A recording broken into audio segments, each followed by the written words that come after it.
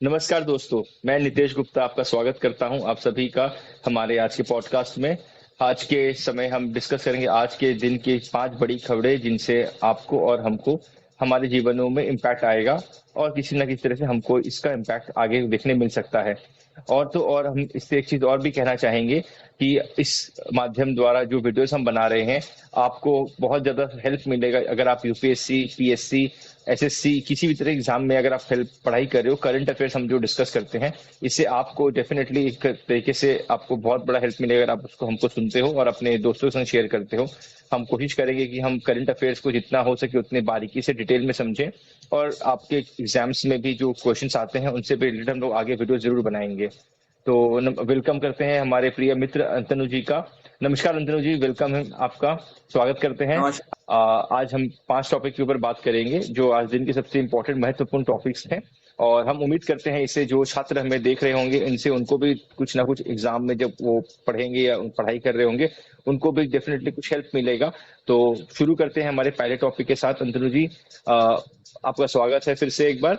मैं पहला आपको फिर से एक बार बताना चाहूंगी, हम जैसे 2 बार डिस्कस कर चुके हैं ईरान और इजराइल के अटैक के बारे में जो उनके बीच में घमासान युद्ध चली आ रही है। इसके ऊपर में कोई लेटेस्ट अपडेट आज बताएंगे आप हमको प्लीज। इस टॉपिक में आज जो अपडेट है, ईरान के तरफ से क्लेम किया गया है कि इजराइल का F-35 दो F-35 जो है वो गिराया गया है। अब F-35 नो डाउट अगर देखा जाए दुनिया में one of the best fighter jet है जो कि बनाता है यूएस। और कुछ दिन पहले का अगर आपको आपको न्यूज याद होगा तो F-35 के लिए इंडिया के पास भी ऑफर था। यूएस ने अपने तरफ से बोला था कि भाई अगर इंडिया चाहिए तो F-35 खरीद सकता है। और इस ऑप्शन में भी था S-57 जो कि रशिया बनाता था। तो इंडिया ने अपना डिसीजन अभी तक कुछ फाइनल नहीं किया, मगर F-35 अगर गिराया गया है तो ये एक बहुत ही क्वेश्चनेबल होता है इंडिया के लिए कि आगे जाके इंडिया F-35 के पास जाए या नहीं जाए। क्योंकि नो डाउट ये दुनिया मतलब कहाँ जा रही है, दुनिया का वन ऑफ द बेस्ट है, इसमें स्किल टेक्नोलॉजी है जिसमें जिसके वजह से जो रडार है ये F-35 को डिटेक्ट नहीं कर पाएगा, या फिर कोई भी जो सिक्योरिटी सिस्टम्स होता है, सिक्योरिटी डिफेंस सिस्टम होता है जैसे कि S-400, ये सब इन लोगों को डिटेक्ट नहीं कर पाएगा। ऑन द अदर साइड कहा जा रहा है कि ये जो टेक्नोलॉजी इसमें यूज होता है ये वन ऑफ द एडवांस है। अब ईरान की तरफ से जो क्लेम किया गया है कि ये जो इसराइल के पास F-35 था इनमें से दो F-35 को गिराया गया है, किसके द्वारा? ईरान जो S-300 यूज कर रहा है। S-300 कौन बनाता है? बनाता है रशिया। और S-300 पहले जब आया था तो लगभग वही आपका 1970 से 1980 के जो मतलब जो टाइम था उस टाइम में S-300 आया था। तो उस टाइम में F-35 मतलब ये जो फिफ्थ जनरेशन फाइटर जेट है इसका जो टेक्नोलॉजी वो तो डेवलप ही नहीं हुआ था। On the other side Iran का कहना है कि उस टाइम का टेक्नोलॉजी को यूज करके उन्होंने अपने तरफ से दो F-35 को गिराया है इसराइल का। अब इसमें जाके एक पॉइंट हम लोग निकाल सकते हैं कि जैसे हम लोग को पता है कि यूएस जो है अपना एमुनेशन या फिर अपना फाइटर जेट दुनिया भर में बेचता रहता है, ऐड करता रहता है। और ईरान ये जो मतलब ये जो कोशिश है इसमें ही एक अपने तरफ से क्वेश्चन क्रिएट किया है कि भाई आप लोग अगर F-35 लेने का सोच रहे हो तो देखो ये मैंने हालत कर दिया। मगर ईरान के तरफ से अभी भी कोई पर्टिकुलर ये ईरान के मैं आपको जो बता रहा हूँ ये ऑफिशियल क्लेम है, मतलब ऐसा नहीं कि ईरान का गवर्नमेंट ये क्लेम कर रहा है। On the other side Israel इस बात में क्लीन एंड क्लियर बोल दिया कि भाई ये जो भी बोला ये सब कुछ ना है, मतलब ऐसा कुछ गिरा भी नहीं है, पूरा बेकार है। अगर सोशल मीडिया में देखें तो कुछ पिक्चर्स हम लोग को देखने को मिल रहा है जिसमें फाइटर जेट गिरा है ऐसा, मगर ज्यादातर जो पिक्चर अगर आप ठीक से देखेंगे तो आपको पता चल जाएगा कि ये एआई के द्वारा क्रिएट किया गया है। तो प्रेजेंटली जो कंडीशन है इस कंडीशन से हम लोग ये बोल सकते हैं कि ये जो F-35 का स्टोरी है ज्यादा से ज्यादा चांसेस है कि ये गलत है। ऐसा कोई प्रूफ अभी तक नहीं है, अगर इन फ्यूचर आगे जाके कुछ प्रूफ आ जाता है तो हो सकता है कि ये स्टोरी में कुछ हम लोग को ढूंढने को मिले या फिर कुछ दम दिखे। ऑन द अदर साइड यही वार में एक दूसरा पार्ट हुआ है, जैसे आप बोल रहे हैं कि हम लोग का जो सेकंड स्टोरी है वो सेकंड स्टोरी है यही कि इसी वार में हम लोग को जो ऐसे कल हम लोग डिस्कस कर रहे थे जो अटैक किया गया है पहले इसराइल के द्वारा उसके बाद ईरान के द्वारा, अभी पता चल रहा है कि जो ईरान के जो न्यूक्लियर साइट्स थे वहां ये अटैक किया गया है इसराइल के द्वारा, जिसके वजह से अभी वहां रेडिएशन स्टार्ट हो गया। क्योंकि अगर हम लोग न्यूक्लियर जहां मतलब न्यूक्लियर न्यूक बनता है जहां न्यूक्लियर बम बनता है at that point of time वहां जो जो भी प्रोडक्ट होता है उन लोगों को सबको अलग रखा जाता है। ऐसा नहीं कि अगर आप बोलोगे तो आपको तुरंत निकाल के दे देगा। न्यूक्लियर बॉम्ब बनाने का जो टेक्निक है उसको ज्यादा दिन मिक्स करके या फिर एक साथ नहीं रखा जाता, उसको सब अलग करके रखा जाता है। जब जरूरत होता है तब वो इंस्टेंट बेल करके उसको जितना जल्दी हो सके उसको, उसका जो भी काम है वो यूज करने का ये मतलब कोशिश किया जाता है। ऑन द अदर साइड ये जो अटैक किया गया है इससे पता चल रहा है कि ये जो न्यूक्लियर मतलब जो साइट से वहां से रेडिएशन स्टार्ट हो गया है, जो नो डाउट एक बहुत ही नेगेटिव साइन है, क्योंकि ऐसा नहीं है कि अगर ईरान में रेडिएशन अगर स्टार्ट हो जाए तो वो सिर्फ ईरान में रहेगा। कहीं से भी एयर फ्लो हो रहा है या फिर कुछ भी हो रहा है ये दूसरा कंट्री में भी जा सकता है, और आगे जाके सिर्फ ईरान नहीं, ईरान के आस पड़ोस में भी ये जाके एक नेगेटिव लहर क्रिएट करेगा, जिससे हो सकता है कि इन फ्यूचर हम लोग को देखने को मिले डिफरेंट टाइप ऑफ जो डिजीज है वो फिर से स्टार्ट हो जाए। तो अंतुल जी, मैं आपसे ये पूछना चाहूंगा कि जैसे आपने बताया कि रेडिएशन फैलने की खबरें आ रही हैं और काफी रेडिएशन फैलने के डर भी है, तो इस बीच में क्या, क्योंकि ईरान के ऊपर में अगर ऐसा कुछ होता है तो क्या ये संभव है कि क्योंकि ईरान कहता है कि उसके पास न्यूक्लियर है या वो केपेबल है बनाने का, क्या वो न्यूक्लियर अटैक कर सकता है इसराइल के ऊपर में? और अगर ऐसा कुछ होता है तो पाकिस्तान, मेरे हिसाब से तो यूएसए ऑलरेडी ये डिक्लेयर कर चुका है ना कि वो इसराइल का ही साथ देगा, और साथ ही साथ पाकिस्तान के सपोर्ट भी इसराइल की तरफ ही आ रहा है। ये काफी आश्चर्यजनक है कि इसराइल को पाकिस्तान के सपोर्ट कर रहा है। पाकिस्तान को, हालांकि इस्लामिक देश है, वो ईरान को सपोर्ट करना चाहिए उनको, बट वो क्यों, पाकिस्तान ऐसा क्या है कि जो पाकिस्तान आज एक तरीके से इसराइल को सपोर्ट कर रहा है? ऐसा ये कैसा जियो पॉलिटिक्स बन रहा है अपने आप में, ये समझ में नहीं आ रहा है। तो काफी ज्यादा मैं इंटरेस्टिंग लगने समझाता हूँ वाला ये चीज। आपका जो पूरा क्वेश्चन है कि एक पार्ट पार्ट में समझाता हूँ। पहला जो है, ये जो रेडिएशन का न्यूज़ है ये कंफर्म है।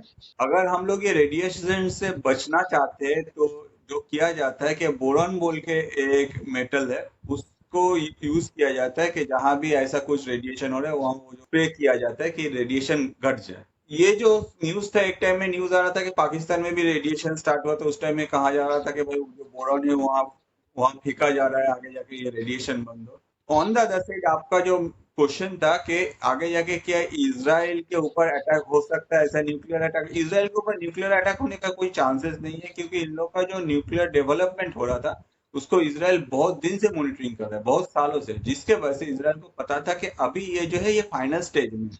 और फाइनल स्टेज में ये जब था उस टाइम में इसराइल के द्वारा ये अटैक किया गया ईरान के ऊपर, और उन लोगों ने अपने तरफ से स्टेप लेके जो भी उनका साइंटिस्ट था उसको भी खत्म कर दिया गया है, कहा जा रहा है।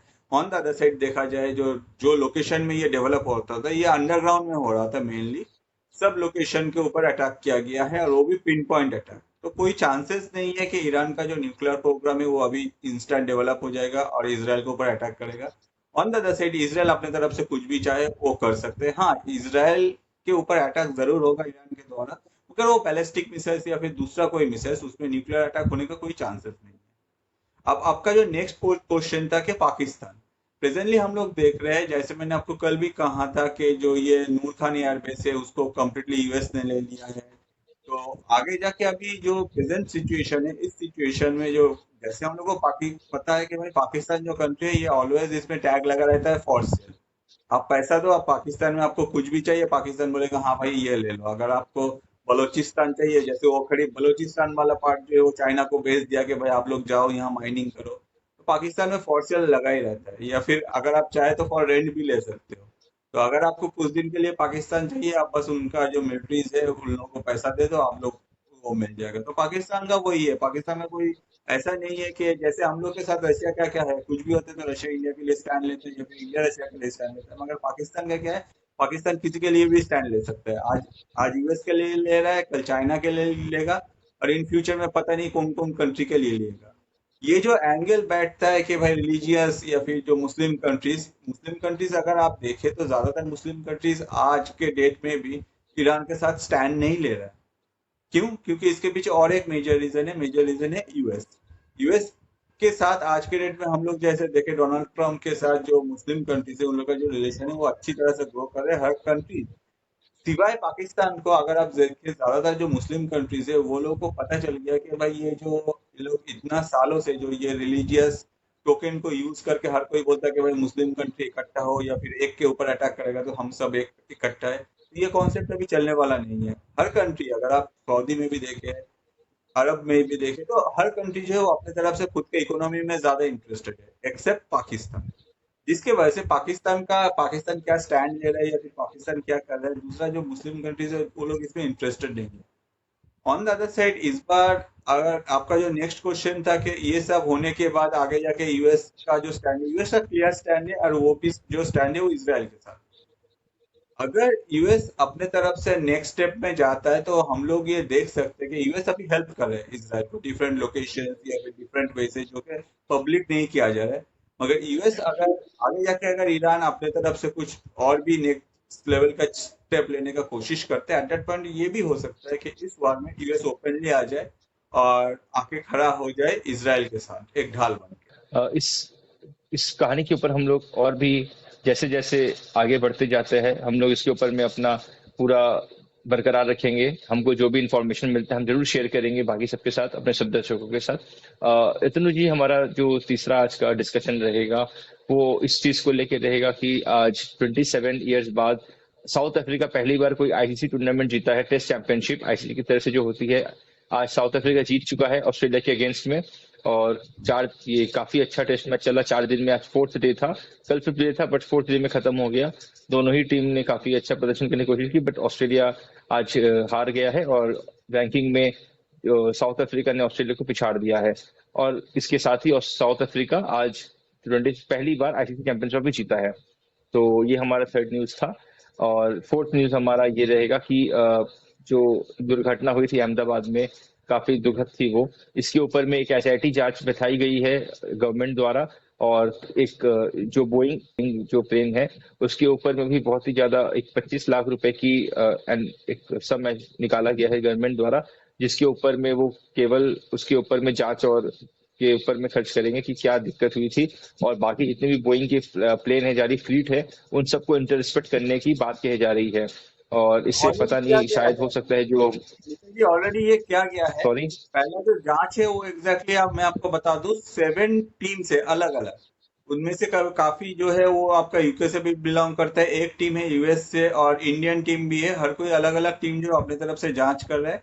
और एयर इंडिया के पास जितने भी बोइंग का एयरक्राफ्ट था, जो पैसेंजर एयरक्राफ्ट था, सबको मतलब ग्राउंडेड कर दिया गया है। अब उन लोगों का पूरा जांच होगा, उसके बाद उन लोगों का फिटनेस सर्टिफिकेट अगर मिलता है फिर आगे जाके इसको यूज किया जाएगा, अदरवाइज यूज नहीं किया जाएगा।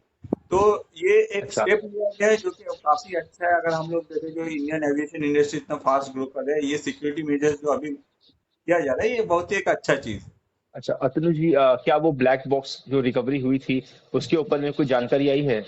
नहीं, अभी ब्लैक बॉक्स जो रिकवरी हो गया है बस वही जानकारी है, मगर उसके बाद उसमें क्या इंफॉर्मेशन है या फिर क्या है एग्जैक्टली इतना जल्दी ये पब्लिक नहीं किया जाएगा। ऑब्वियसली जो इंफॉर्मेशन है वो जो ब्लैक बॉक्स मिला है उससे निकाला तो गया है, मगर ये पब्लिक नहीं किया जाएगा क्योंकि अभी जो इन्वेस्टिगेशन है ये चल रहा है। इन्वेस्टिगेशन पूरा कंप्लीट होगा, उसके बाद जो भी ब्लैक बॉक्स में डेटा है ये सब कुछ मिलने के बाद जो कमिटी रिपोर्ट अपने तरफ से गवर्नमेंट को देगा, फिर जब वो रिपोर्ट पब्लिक होगा तभी हम लोग को पता। बीच बीच में कुछ न्यूज आ रहा है, मगर ये सारे जो न्यूज है ये ऐसे ही जो मीडिया को चलाना है इसलिए, या फिर जो सोशल मीडिया में तो कुछ भी अवेलेबल है, मगर कोई भी अभी मतलब अभी तक ये कोई पर्टिकुलरली गवर्नमेंट की तरफ से या फिर कोई भी कंफर्मेशन नहीं है ब्लैक बॉक्स में क्या मिला है। जी अतनु जी, थैंक यू सो मच इसके बताने के लिए। एक और आज बड़ी न्यूज थी, वो खबर ये थी कि आज इंडिया में एनईईटी जो एग्जाम्स होते हैं उसका आज रिजल्ट निकला है। राजस्थान के एक छात्र ने टॉप किया है रिजल्ट में, और इसके जो आगे जो परिणाम है, आज सारे बच्चे काफी उम्मीद ला के बैठे रहते हैं एग्जाम को लेके। एनईटी काफी महत्वपूर्ण एग्जाम है जिससे इंजीनियरिंग का और बाकी साइंस के बच्चों का काफी सारा भविष्य जुड़ा रहता है। तो कौन से बच्चे किस कॉलेज में जाते हैं वो इस चीज से, इस परीक्षा से होकर उनको गुजरना पड़ता है। एनईईटी का रिजल्ट निकला है, काफी अच्छा। पहले से बोला जा रहा है कि इस बार रिजल्ट भी काफी अच्छा हुआ है, काफी लोगों के मार्क्स भी काफी अच्छे आए हैं।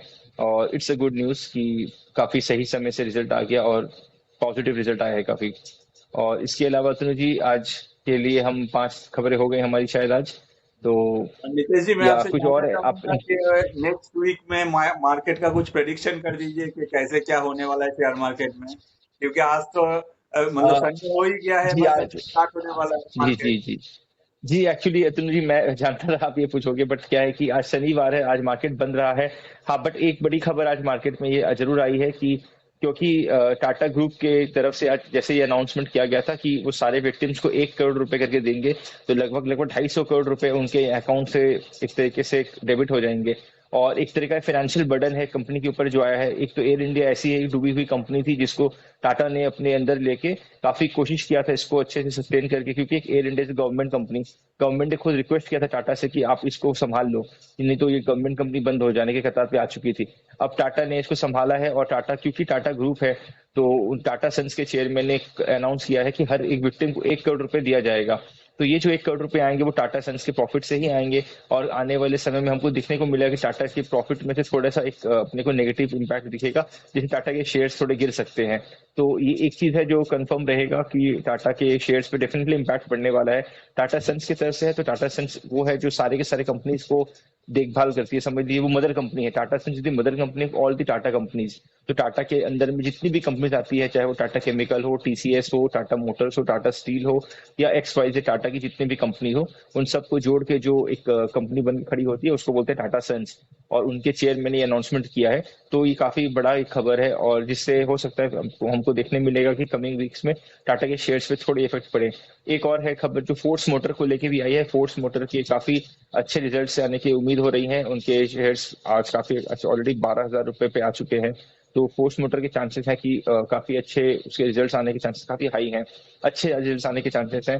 हाँ, उसका एक बहुत बड़ा कारण ये भी है कि उनके तरफ से भी ईवी में भी उनके ईवी सेक्टर सेगमेंट में उनके घुसने की भी उनकी खबरें आ रही हैं।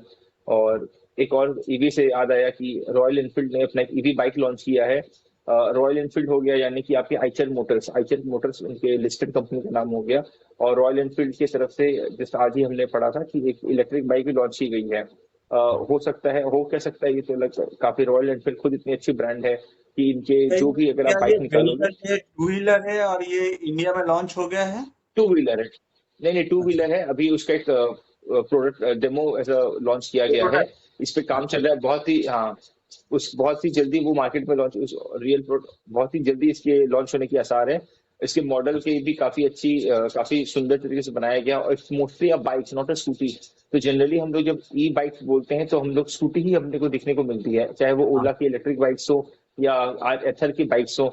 एक कंप्लीट बाइक बोल के इसको भी बोलते हैं, मोटरसाइकिल जैसे, जिसमें थोड़ी वो बोलते हैं ना मर्दानगी वाली बात, वैसी वाली चीज अपने को इलेक्ट्रिक बाइक्स में नहीं मिलती है। बट रॉयल एनफील्ड को बदलने जा रहा है और काफी भड़कीला एक बाइक लॉन्च कर रहा है जो काफी अच्छा परफॉर्मेंस करेगी। रॉयल एनफील्ड है तो हम उम्मीद कर सकते हैं कि काफी अच्छा परफॉर्मेंस देगी वो।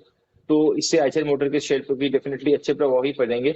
और ईवी इज द फ्यूचर, ऐसे सब कह रहे हैं। उसके बाद में उसके डिटेल में हम लोग डेफिनेटली कभी अच्छे से वीडियो बनाएंगे ईवी सेगमेंट को लेके। फिलहाल के लिए, आज के लिए इतनी सारी खबरें थी और हमारे नितेश, ये पास जो मेरा इम्पैक्ट कर अभी भी सकती हैं बाकी है, आने वाले। वो है जो ये वार स्टार्ट हुआ गया है इजराइल और ईरान के बीच में। जैसे हम लोग को पता है कि क्रूड ऑयल का क्या होने वाला है, ये हम लोग ऑलरेडी डिस्कस करके रखे हैं। तो इसका जो इफेक्ट है जी वो जी मार्केट जी को जी। हम लोग आने वाले वीक में क्या देखेंगे मार्केट में? मार्केट अभी क्रूड ऑयल बिल्कुल तेजी की तरफ ही रहने वाली है। मार्केट में क्रूड ऑयल के प्राइसेस बढ़ने के पूरे आसार है, क्योंकि कभी भी ऐसा कभी भी होता है, ब्लैक मार्केटिंग चालू हो जाता है। जैसे कल हम डिस्कस किया था, क्रूड ऑयल में काफी ज्यादा ईरान का एक ब्लैक मार्केट चलता है जो लीगली नहीं बट इलीगल रूट से काफी ज्यादा वर्ल्ड में सप्लाई करता है। और जैसा कि खुद सुनने में आ रहा है, अगर ये बात पूरी तरह से अगर सच हो गई कि वहां पे आपके समझ रेडियो एक्टिव वेट्स जो है, अगर वो न्यूक्लियर स्ट्राइक जहाँ पे न्यूक्लियर की वहां पे मैन्युफैक्चरिंग हो रही थी और वहां पे जो बम गिराए गए हैं इसराइल द्वारा, अगर वहां से सच में रेडियो एक्टिव वेव्स निकलते हैं तो उनकी जो ऑयल है वो कंटेमिनेटेड होने के पूरे चांसेस हैं, और हम्म। उससे उनका सप्लाई रुक जाएगा, जिसकी वजह से बहुत हाई चांसेस है कि क्रूड ऑयल के प्राइसेस अब आने वाले 3-4 महीने तक शायद कम ना हो। वो अगर इंडियन अगर रुपी से बात की जाए, लगभग आपके अभी शायद 6500 ऐसा कुछ चल रहा था कल तक के रेट में। वो चांसेस है कि 8,000 छू जाएंगे पर बैरल। तो काफी ज्यादा चांसेस है कि लगभग $100 प्रति बैरल हम लोग यूएस मार्केट में भी देख सकते हैं। और एक तरीके से आने वाले 2-3 महीने काफी कॉम्प्लिकेटेड रह सकते हैं, काफी टफ रह सकते हैं। जो कंपनीज यूज करती हैं आपके क्रूड ऑयल्स को, बेसिकली रिलायंस, इससे रिलायंस का काफी बड़ा एक इम्पैक्ट हो सकता है आने वाले समय में। 2-3 महीने के अंदर में आपको रिलायंस में भी थोड़े उनको, बिकॉज उनका एक तरीके से मुनाफा चला जाएगा ना, अगर वो कम दाम में हाँ, खरीदते हैं यहाँ पे रिलायंस दाम या बढ़ फिर जाएगा Shell, तो। ये सब जो कंपनी है इन लोगों के ऊपर तो ये इफेक्ट हम लोग जी को जी जी। देखने को मिलेगा। जो भी रिफाइनरीज कंपनीज हैं, जो भी रिफाइनरी कंपनीज है जो अपने यहाँ पे हैं, जैसे रिलायंस सबसे बड़ी है, आईजीएल वगैरह भी हैं, काफी सारी हैं। तो इन सब पे भी इम्पैक्ट पड़ने वाला है इस चीज का। बट हम उम्मीद करते हैं कि जल्दी से जल्दी ये जो इनके बीच में वॉर छिड़ा हुआ है, इसराइल और ईरान, इन दोनों के बीच की वॉर अगर खत्म हो जाए तो चीजें काफी नॉर्मल हो जाएंगी और सबके लिए अच्छा रहेगा। तो इसके साथ ही हम आज के लिए समाप्त करना चाहेंगे। थैंक यू, धन्यवाद, जय हिंद, नमस्कार। जय हिंद, नितेश जी।